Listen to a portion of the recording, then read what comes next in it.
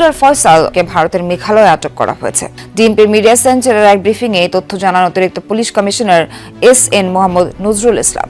এবার একে একে বেরিয়ে আসছে হাদির হত্যাকারীদের নিয়ে নানা তথ্য, যা রীতিমতো চমকে দিয়েছে অনেককেই। এমনকি ভারত নাকি এবার তাদের ফেরত দেবে, এমনটাও জানা গেছে। ইনকিলাব মঞ্চের আহ্বায়ক ওসমান হাদির উপর হামলাকারীরা ভারতে ঢুকে পড়লে তাদের গ্রেফতার করে ফেরত পাঠানোর আহ্বান জানিয়েছে ঢাকা। ঢাকায় নিযুক্ত ভারতীয় হাই কমিশনার প্রণয় ভার্মাকে পররাষ্ট্র মন্ত্রণালয় তলব করে এই আহ্বান জানানো হয়। শরীফ ওসমান হাদি ইস্যুতে এবার অন্তর্বর্তী সরকারকে 29 ডিসেম্বর পর্যন্ত আলটিমেটাম দিয়েছেন প্রবাসীরা। আসসালামু আলাইকুম দর্শক, ভারত ও বাংলাদেশের মধ্যে একটি চুক্তি হয়েছিল যে এক দেশের অপরাধী যদি অন্য দেশে গিয়ে আশ্রয় নেয় তাহলে তাকে গ্রেফতার করে ওই দেশে ফেরত দিতে হবে। এই চুক্তি অনুযায়ী বাংলাদেশ ঠিকই ভারতের সন্ত্রাসীরা বাংলাদেশে আশ্রয় নিলে তাকে গ্রেফতার করে ভারতে পাঠায়। এখন ভারত সেই চুক্তি অনুযায়ী হাদির খুনি ফয়সালকে তারা গ্রেফতার করে বাংলাদেশে ফেরত দেবে। দর্শক, এ বিষয়ে বিস্তারিত দেখতে পারবেন এই ভিডিওতে, তাই 1 সেকেন্ডও না টেনে পুরো ভিডিওটি দেখবেন। চ্যানেলে নতুন হলে সাবস্ক্রাইব করে রাখবেন পরবর্তী আপডেট পাওয়ার জন্য। একটি লাইক করে দেখতে থাকুন সম্পূর্ণ ভিডিওটি। কিন্তু এর চিত্রনাট্য লেখা হচ্ছিল দীর্ঘ 6 মাস ধরে, তাও আবার বাংলাদেশের মাটিতে নয়, বরং সুদূর সিঙ্গাপুরের বিলাসবহুল হোটেলে বসে। চোখের পলকে ঘটে যাওয়া হাদির হত্যাকাণ্ড কি কেবলই রাজনৈতিক প্রতিহিংসা, নাকি এর পেছনে ঘাপটি মেরে আছে ক্ষমতার পালাবদলের এক গভীর আন্তর্জাতিক ষড়যন্ত্র? প্রশাসনের কাছে এই মামলাটি এখন রীতিমতো গলার কাঁটা হয়ে বিঁধে আছে। তদন্তের গভীরে নামতেই বেরিয়ে আসছে একের পর এক হাড় হিম করা তথ্য, যা শুনে সাধারণ মানুষের পিলে চমকে যেতে বাধ্য। আপাতদৃষ্টিতে মনে হতে পারে এটি পাড়া মহল্লার কোনো সাধারণ কোন্দল, কিন্তু আসলে এটি ছিল 7 সমুদ্র পাড়ে বসে কলকাঠি নাড়ার এক বিশাল দাবার চাল। এই পুরো অপারেশনের ব্লুপ্রিন্ট তৈরি করা হয়েছিল 1000 মাইল দূরে সিঙ্গাপুর আর মালয়েশিয়া সীমান্তে বসে। মাস্টার মাইন্ডরা জানত দেশের মাটিতে বসে এমন হাই প্রোফাইল তার ছক কষলে তা মুহূর্তেই খাস হয়ে যেতে পারে, তাই তারা বেছে নিয়েছিল বিদেশের নিরাপদ আস্তানা। এই কিলিং মিশনের প্রধান চরিত্র শুটার ফয়সাল করিম মাসুদ। সমাজের মানুষের কাছে সে নিজেকে পরিচয় দিত একজন আইটি উদ্যোক্তা বা সফল ব্যবসায়ী হিসাবে, অথচ এই ভদ্রলোকী মুখোশের আড়ালেই লুকিয়েছিল এক ভয়ঙ্কর পেশাদার খুনি। গত 21 জুলাই 2025 তারিখে ঢাকা বিমানবন্দর থেকে ফয়সাল যখন সিঙ্গাপুরের বিমানে ওঠে, তখন কেউ ঘুণাক্ষরেও টের পায়নি যে সে আসলে মৃত্যুর পরোয়ানা আনতে যাচ্ছে। 5 দিনের সেই গোপন সফরে সে কোনো দর্শনীয় স্থান ভ্রমণ করেনি, বরং সে গিয়েছিল তার বসদের সাথে চূড়ান্ত ডিল পাকা করতে। সিঙ্গাপুরের অভিজাত হোটেল থেকে সড়ক পথে সে সোজা চলে যায় মালয়েশিয়া সীমান্তের এক গোপন ডেরায়। সেখানে আগে থেকেই ঘাঁটি গেড়েছিল 5 আগস্টের পর দেশ থেকে পালিয়ে যাওয়া আওয়ামী লীগের কয়েকজন প্রভাবশালী রাঘব বোয়াল। তাদের নির্দেশেই তৈরি হয় হাদিকে পৃথিবী থেকে সরিয়ে দেওয়ার এই মাস্টার প্ল্যান। সেই অন্ধকার মিটিংয়েই ফয়সালের হাতে তুলে দেওয়া হয় হাদির ছবি আর বুঝিয়ে দেওয়া হয় পালানোর নিখুঁত রুটম্যাপ। প্রবাসী সেই নেতাদের কাছে হাদি ছিল এক বড় আতঙ্কের নাম, তাই তাকে সরাতে তারা টাকার বস্তা নিয়ে নেমেছিল। গোয়েন্দা সংস্থার তথ্য বলছে ফয়সালের সেই বিদেশ সফরই ছিল এই নৃশংস হত্যাকাণ্ডের ভিত্তিপ্রস্তর। রিমোট কন্ট্রোলে যেভাবে খেলনা চালানো হয়, ঠিক সেভাবেই বিদেশ থেকে নিয়ন্ত্রণ করা হচ্ছিল ঢাকার রাজপথের এই খুনের দৃশ্যপট।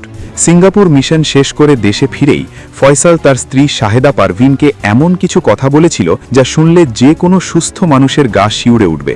সে তার স্ত্রীকে সরাসরি জানিয়েছিল যে খুব শীঘ্রই এমন এক পরিস্থিতি তৈরি হবে যখন দেশে থাকা তার জন্য অসম্ভব হয়ে পড়বে। নিজের বিপদের কথা আঁচ করতে পেরে সে তার স্ত্রীর জন্য রেখে গিয়েছিল এক বিশাল অঙ্কের টাকা। ফয়সাল তার স্ত্রীকে একটি ব্যাংক অ্যাকাউন্টের খোঁজ দেয় যেখানে জমা ছিল প্রায় 30 লাখ টাকা।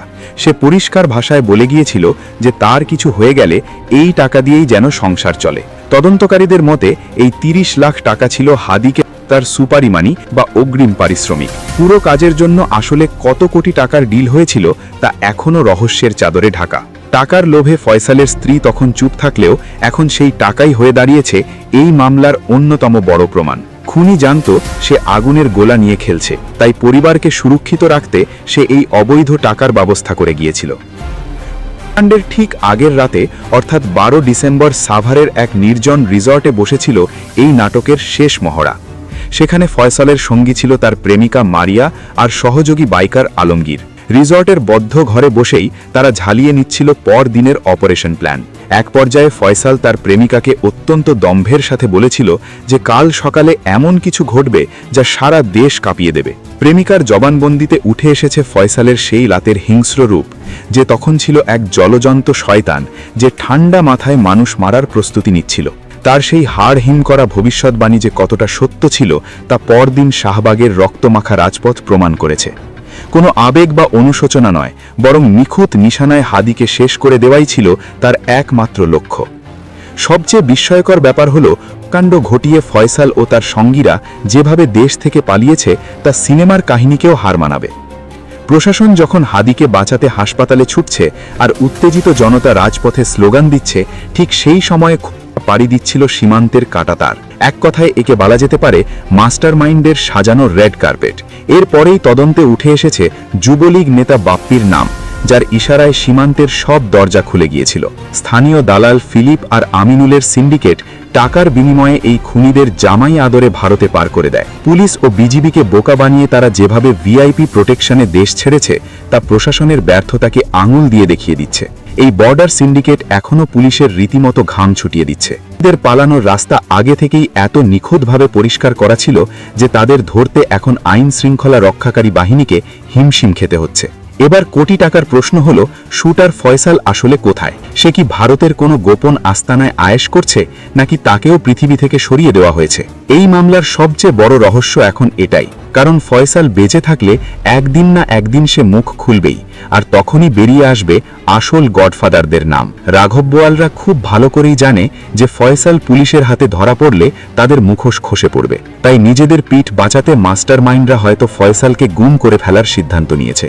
অপরাধ জগতের পুরনো নিয়ম হলো কাজ শেষ হলে ভাড়াটে খুনিকে মাইনাস করে দেওয়া। ফয়সাল এখন নিখোঁজ থাকা মানেই হলো তদন্তের মাঝপথে এক বিশাল দেওয়াল তুলে দেওয়া। সে যদি বেঁচে না থাকে তবে এই মামলার জাট খোলা প্রায় অসম্ভব হয়ে পড়বে, আর যদি সে বেঁচে থাকে তাহলে তাকে ফিরিয়ে আনাই এখন তদন্তকারীদের প্রধান চ্যালেঞ্জ। হাদিকে হত্যা করে তারা ভেবেছিল তার নাম মুছে ফেলবে এবং আন্দোলনের আগুন নিভিয়ে দেবে, কিন্তু বাস্তবে ঘটেছে ঠিক উল্টোটা। হাদির রক্ত যেন আন্দোলনের রং মশাল হয়ে দাউ দাউ করে জ্বলে উঠেছে। ঢাকা বিশ্ববিদ্যালয়ের কেন্দ্রীয় মসজিদের পাশে জাতীয় কবি কাজী নজরুল ইসলামের সমাধির ঠিক পাশেই তাকে সমাহিত করা হয়েছে। এটি হাদির জন্য এক বিরল রাষ্ট্রীয় সম্মান। বিদ্রোহী কবির পাশে শুয়ে আছেন আরেক বিদ্রোহী, যিনি আজীবন আধিপত্যবাদের বিরুদ্ধে লড়াই করে গেছেন। শাহবাগের মোড়কে এখন ঘোষণা করা হয়েছে শহীদ ওসমান হাদি চত্বর হিসাবে। কোটি তরুণের হৃদয়ে হাদি এখন এক অবিসংবাদিত বিপ্লবের প্রতীক। মাস্টারমাইন্ডরা হয়তো হাদির মাথাটাকে বুলেট দিয়ে ঝাঁঝরা করে দিয়েছে, কিন্তু তার আদর্শকে স্পর্শ করতে পারেনি, বরং তার মৃত্যু হাজারো তরুণের মনে নতুন করে প্রতিবাদের আগুন জ্বালিয়ে দিয়েছে। সিঙ্গাপুরের সেই গোপন মিটিং থেকে শুরু করে হালুয়াঘাটের বর্ডার পার হওয়া পর্যন্ত প্রতিটি ধাপে ছিল এক নিখুঁত আর ঠান্ডা মাথার পরিকল্পনা। কোটি কোটি টাকার ডিল এবং যুবলীগ নেতার বর্ডার সিন্ডিকেট, সবকিছু মিলিয়ে এটা পরিষ্কার যে হাদি হত্যাকাণ্ডের পেছনে জড়িত আছে অনেক বড় কোনো প্রিয় দর্শক, সম্পূর্ণ ভিডিওটি দেখলেন, অবশ্যই বুঝতে পেরেছেন ভিডিওটি গুরুত্বপূর্ণ ছিল। দর্শক, ওসমান হাদিকে হত্যা করে শুটার ফয়সাল ও তার সহযোগী যারা ছিল সকলেই কিন্তু বাংলাদেশ ছেড়ে ভারতে আশ্রয় নিয়েছে। দর্শক, ওসমান হাদিকে যারা গুলি করেছে তারা কিন্তু অনেকদিন আগে থেকেই পরিকল্পনা করে রেখেছিল যে কিভাবে ওসমান হাদিকে হত্যা করা যায় এবং কিভাবে তারা হাদিকে হত্যা করে বাংলাদেশ ছেড়ে পালাবে, সবকিছু পূর্ব পরিকল্পনাই করা হয়েছিল। দর্শক, এই ভিডিওতে যে তথ্যগুলো আপনারা পেয়েছেন এ বিষয়ে আপনাদের কি মতামত তা অবশ্যই কমেন্টে জানাবেন, এবং পরবর্তী আপডেট ভিডিওগুলো সবার আগে পেতে চ্যানেলটিকে এখনই সাবস্ক্রাইব করে রাখুন। এই মুহূর্তে বিদায় নিচ্ছি, দেখা হবে পরবর্তী কোনো ভিডিওতে। সে পর্যন্ত ভালো থাকুন, সুস্থ থাকুন। আসসালামু আলাইকুম।